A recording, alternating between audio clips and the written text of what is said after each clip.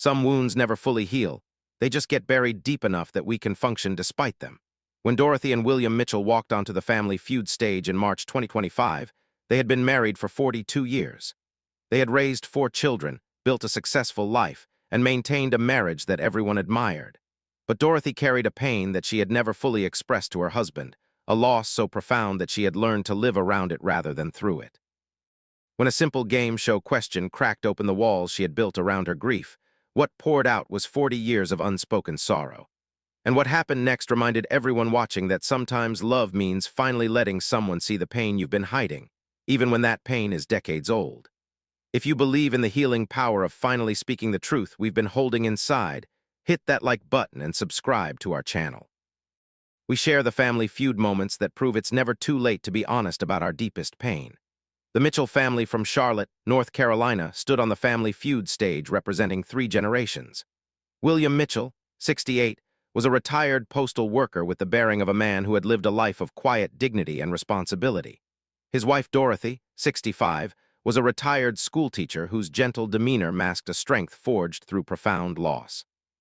Their adult children, Marcus, 40, Denise, 37, Kenneth, 35, and Lisa, 32, stood with them, along with William's brother James. To observers, the Mitchells embodied the ideal of a long, successful marriage. 42 years together. 4 children who had all graduated college and built their own stable lives. A partnership that had weathered the normal storms of life and emerged intact. When Steve Harvey asked them about their marriage, William spoke with pride about building a life with Dorothy, about the family they had created together. But Steve noticed something. When William talked about their family, Dorothy's smile flickered. When he mentioned their children, her eyes filled with a sadness that didn't match the happy narrative. There was a story here beneath the surface, something unspoken that created a shadow over what should have been pure joy. Dorothy Mitchell had given birth to 5 children, not 4. This was a truth that lived in her heart every single day but rarely crossed her lips. 40 years ago, when Marcus was just a toddler, Dorothy had given birth to a daughter they named Sarah. Beautiful, perfect Sarah, who lived for only 18 hours before a heart defect took her from them. The loss had shattered Dorothy in ways she didn't know a person could break. But it was 1985, and the prevailing wisdom about grief was to move forward, to stay strong, to focus on the living child you still had. Well-meaning people told Dorothy to be grateful for Marcus, to try again soon, to not dwell on the loss. Even the hospital had discouraged too much grieving, had taken Sarah's body away quickly, had suggested Dorothy simply go home and start healing. William had grieved Sarah's death, but in the way men of his generation were taught to grieve, privately, briefly, and then by throwing himself into work and providing for his family. Within weeks, he seemed to have moved on, ready to focus on the future. He suggested they try to have another baby soon. He didn't talk about Sarah because talking about her seemed to make Dorothy more upset. But Dorothy hadn't moved on. She had simply learned to function while carrying an ocean of grief that had no outlet. She got pregnant again within the year, gave birth to Denise, then Kenneth, then Lisa. Each pregnancy was haunted by fear. Each birth was shadowed by the memory of holding Sarah and then losing her. Each time someone asked how many children she had, Dorothy had to make a split-second decision, tell the truth and explain about Sarah, or say 4 and carry the quiet betrayal of not counting her firstborn daughter. Most of the time, Dorothy said 4. It was easier. It avoided the awkward sympathy, the questions, the having to relive the loss for someone else's curiosity. But every time she said it, something inside her broke a little more. She was erasing Sarah from the public record of her life, and the guilt of that erasure compounded her grief. Over 40 years, Dorothy had learned to live with her grief the way you live with a chronic illness. There were good days when she could think of Sarah with bittersweet love rather than crushing pain. There were hard days, Sarah's birthday, the anniversary of her death, random moments triggered by seeing a baby girl, when the grief was as fresh as it had been 40 years ago. William knew Dorothy still grieved, but he had no idea of the depth of her pain because she had learned to hide it. She didn't want to burden him. She didn't want to seem like she wasn't grateful for their 4 living children. She didn't want to appear stuck in the past when she was supposed to have moved forward. So she carried Sarah's memory privately, visiting her grave alone, crying in the shower where no one could hear, holding her grief close because she didn't know how else to hold her daughter. The Mitchell children, Marcus, Denise, Kenneth, and Lisa, knew they had a sister who had died before they were born. It was mentioned occasionally, usually in clinical terms. Their parents had lost a baby. But they didn't know the weight their mother carried. didn't understand that Dorothy's occasional distant sadness was connected to a sister they had never met. They had never seen their mother truly grieve Sarah because Dorothy had always done that in private. The Family Feud appearance was meant to be a celebration, a chance for the family to have fun together, to create new memories. Dorothy had agreed to participate because refusing would have required explaining why, and she had spent 40 years not explaining why. She didn't anticipate that a game show question would crack open the vault where she had locked away her deepest pain. The game progressed through several rounds with the Mitchell family doing well. Steve Harvey kept the energy high, making jokes about long marriages and asking family members about their lives. The atmosphere was light, celebratory, typical for a Family Feud taping. Then came the question that would change everything.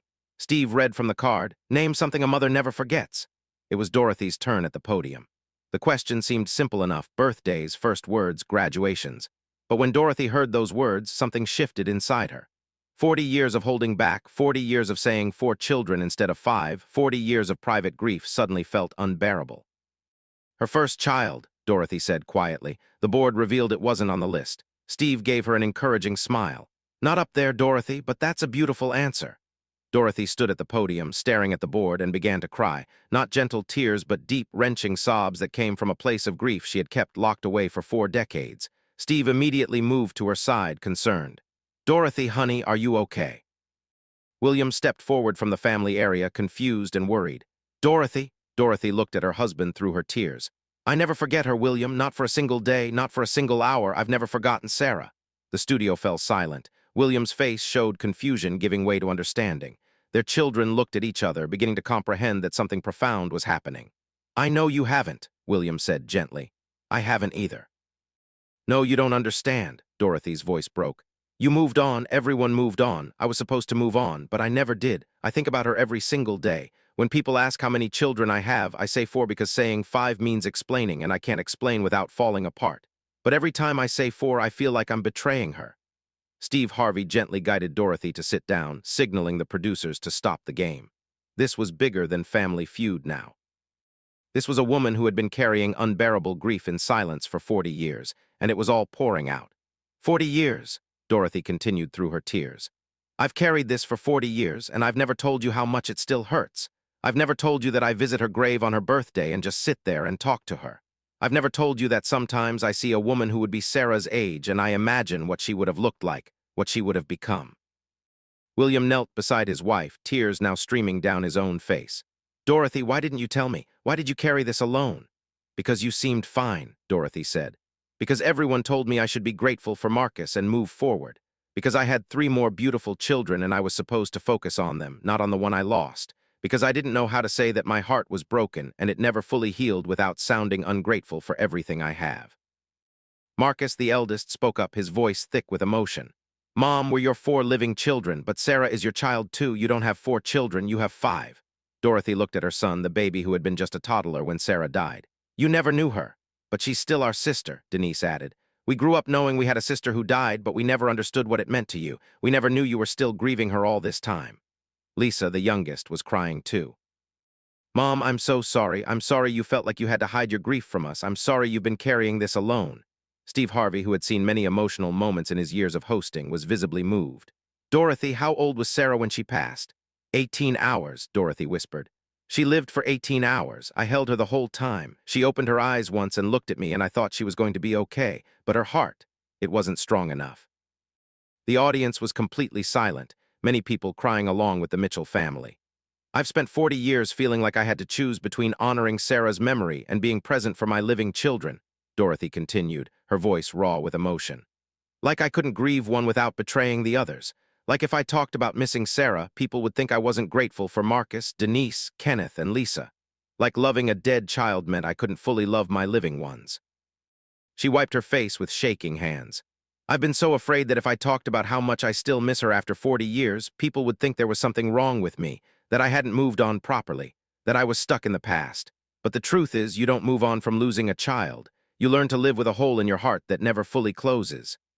The audience was completely silent, many people crying along with the Mitchell family. This wasn't just Dorothy's story anymore. It was speaking to anyone who had ever been told to get over a loss, to move forward, to stop dwelling on pain that society deemed expired. But that's not true, Dorothy said more firmly now, as if speaking this truth was giving her strength. I love my children more than anything in this world. Every single day with them has been a blessing, and I love the daughter I lost. Both things are true at the same time. Grief and gratitude can coexist. Missing Sarah doesn't mean I'm not thankful for the family I have. It just means I acknowledge the family member who isn't here.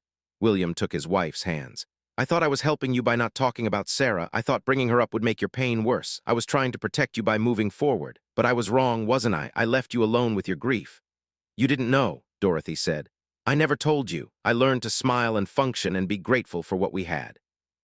I thought that's what I was supposed to do, but the grief never went away. It's been here all along, just hidden. Steve Harvey sat down with the Mitchell family, abandoning the game show format entirely.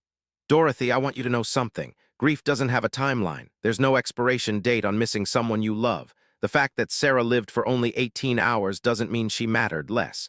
The fact that you had 4 more beautiful children doesn't mean you should be over losing her. He looked at William. And brother, I know you were trying to help by moving forward, but grief shared is grief diminished. When you stopped talking about Sarah because you thought it would hurt Dorothy, you left her alone with a burden that was too heavy for one person to carry. William nodded, tears in his eyes.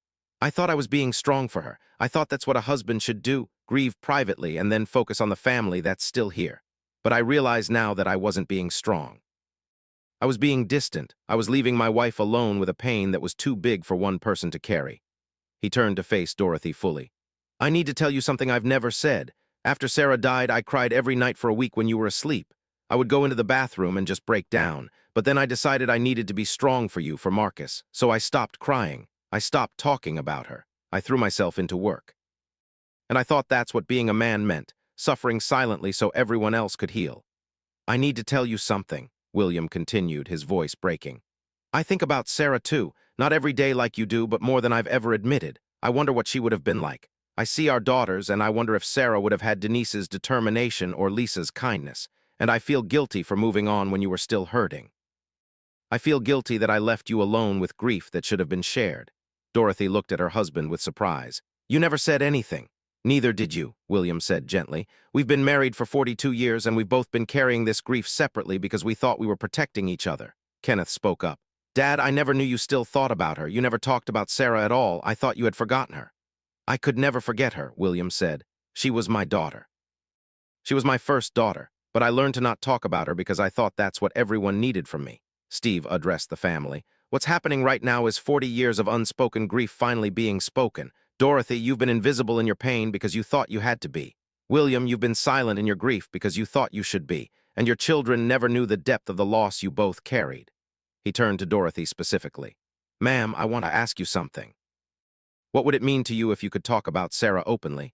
If you could acknowledge her as your daughter without apologizing or explaining? Dorothy's tears came fresh. It would mean everything. It would mean she wasn't erased. It would mean I didn't have to choose between honoring her memory and being present for my other children. It would mean I could say I have 5 children and people would just accept that even though only 4 are living. Marcus stood up. Then that's what we're going to do. From now on, we tell people we're 5 siblings, 4 living, 1 who died at birth. We don't hide Sarah. We don't make Mom hide her. The other siblings immediately agreed. We should have known her, Denise said. We should have grown up hearing stories about her. We should have known we had a big sister who only lived for 18 hours but who mattered then and matters now. William spoke to his wife. Dorothy, I'm so sorry I made you carry this alone. I'm sorry I didn't create space for you to grieve openly. I'm sorry I thought moving forward meant forgetting. We both did the best we could with what we knew, Dorothy said. It was a different time. People didn't talk about infant loss the way they do now. We were told to be strong and move on, but we can do better now. We can honor Sarah now. Steve looked at the audience, many of whom were crying. Ladies and gentlemen, what we're witnessing is the power of finally speaking a truth that's been buried for decades. Dorothy Mitchell has been invisible in her grief for 40 years. Today, she made herself visible, and her family responded with love and acceptance. He addressed Dorothy again. You said you visit Sarah's grave on her birthday and talk to her. What do you talk about? Dorothy smiled through her tears. I tell her about her brothers and sisters. I tell her about the family she would have been part of. I tell her I love her and I miss her. And I apologize for not talking about her more, for letting other people make her invisible. You don't need to apologize anymore, Lisa said firmly. Sarah is part of our family. She always has been. We just didn't know how to acknowledge her. The Mitchell family never finished their family feud game that day. What aired instead was a powerful documentary about infant loss, prolonged grief, and the importance of making space for pain that doesn't fit society's timeline for healing. The episode became a phenomenon shared millions of times by parents who had experienced similar losses and had felt similar pressure to hide their ongoing grief. After the taping, the Mitchell family spent hours in the green room talking about Sarah in ways they never had before.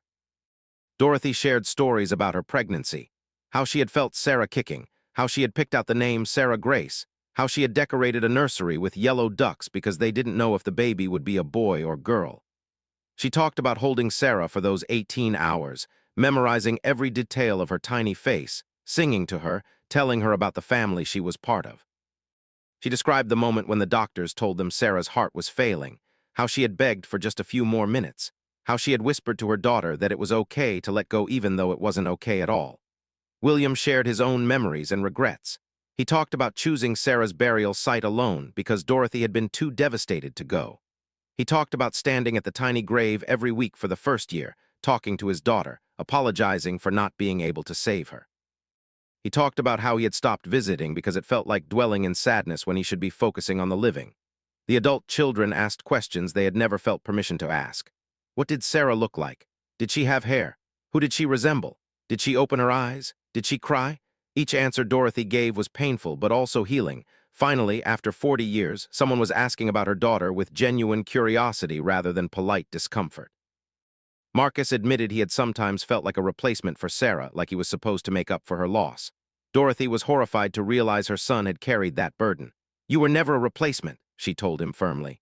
"You were always yourself, always loved for exactly who you are. Sarah's death doesn't diminish you. You're not in competition with a sister who died."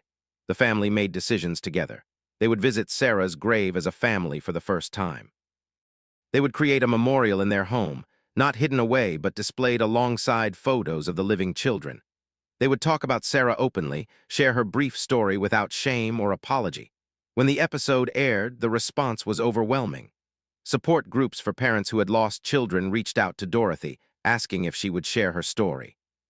She began speaking at grief support meetings, helping other mothers understand that their ongoing grief was valid, that they didn't have to hide their pain to protect other people's comfort.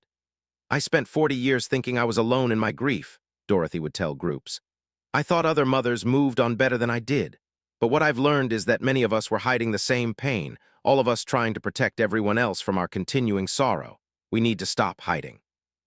We need to make our lost children visible." William joined her at these talks, speaking to fathers about the importance of grieving openly alongside their partners. "I thought I was being strong by staying stoic," he would say, "but I was actually being absent. My wife needed a partner in her grief, not someone who pretended it wasn't happening." The Mitchell siblings started a foundation in Sarah's name to support parents experiencing infant loss. They funded bereavement photography programs, memorial services for babies who died before birth or shortly after, and grief counseling for parents who felt pressure to hide their ongoing sorrow. 6 months after the Family Feud taping, Steve Harvey invited the Mitchell family back for a follow-up. Dorothy looked different, lighter somehow, as though putting down the burden of hidden grief had physically changed her. The family had just returned from a trip where they all visited Sarah's grave together for the first time. "It was beautiful," Dorothy told Steve and the audience. "My living children met their sister for the first time. We brought flowers, we told stories. Kenneth read a poem he had written. Lisa played guitar and sang. We cried together, and for the first time in 40 years I felt like my whole family was together." "How has your marriage changed?" Steve asked. William answered. "Talk about everything now, not just Sarah, but everything. We realized we had fallen into a pattern of not sharing hard feelings, not burdening each other, but that left us both isolated. Now we share the hard stuff because we know that shared pain is lighter than pain carried alone." Dorothy added, "And I've learned that I can love my living children completely while still grieving my lost daughter. Those aren't competing emotions, they coexist. My children have been so supportive, so understanding. They've made Sarah part of our family story instead of a secret I had to keep." The Mitchell family's story changed how many people thought about infant loss and long-term grief. It challenged the idea that grief should follow a predictable timeline or that ongoing sorrow means something is wrong with the griever. It gave permission to parents everywhere to acknowledge their lost children without apology. Medical professionals began using Dorothy's story in training, teaching healthcare workers to better support parents experiencing infant loss. Hospitals changed their protocols to encourage memorials, photographs, and open acknowledgement of babies who died, rather than the quick removal and avoidance that had been standard when Sarah died. Dorothy became an advocate for changing how society talks about infant loss. She spoke to pregnant women's groups, assuring them that acknowledging a lost child doesn't diminish living children. She spoke to churches, encouraging communities to create space for long-term grief. She spoke anywhere people would listen about making invisible loss visible. 1 year after the initial Family Feud appearance, Dorothy published a memoir titled 18 Hours, A Mother's 40-Year Journey Through Grief. The book became a bestseller, resonating with anyone who had experienced loss and felt pressure to hide their ongoing pain. Dorothy donated all proceeds to the Sarah Mitchell Foundation. The book's dedication was simple: to Sarah, who lived for 18 hours but has been loved for 40 years. To William, who learned to grieve beside me instead of apart from me. And to Marcus, Denise, Kenneth, and Lisa, who made their sister visible when I couldn't. Steve Harvey wrote the foreword, describing the moment Dorothy broke down on the Family Feud stage. "I've hosted thousands of episodes," he wrote, "but I'll never forget watching Dorothy Mitchell finally speak a truth she had carried in silence for 40 years. Her courage to be vulnerable changed not just her family, but everyone who witnessed it." The Mitchell family continued to honor Sarah's memory in their daily lives. Dorothy now answers 5 when asked how many children she has, and she no longer feels the need to explain or apologize. William keeps a photo of Sarah on his desk, a tiny footprint and handprint the hospital had given them. The siblings talk about Sarah naturally, including her in their family narrative. On what would have been Sarah's 40th birthday, the family gathered at her grave for a celebration. They brought birthday cake, told stories about what they imagined she would have been like, and took a family photo that included Sarah's headstone. It was both heartbreaking and healing, an acknowledgement that she was always meant to be part of their family, even though she only lived for 18 hours. Dorothy Mitchell's story reminds us that grief doesn't expire, that love doesn't have a statute of limitations, and that the losses we hide don't hurt less. They just hurt alone. For 40 years, Dorothy carried the weight of losing Sarah in silence. One Family Feud question finally gave her permission to speak that pain aloud. And in speaking it, she found healing not just for herself, but for countless others who had been hiding similar grief. If this story touched your heart and reminded you that it's never too late to speak the truth we've been hiding, hit that like button and subscribe to our channel.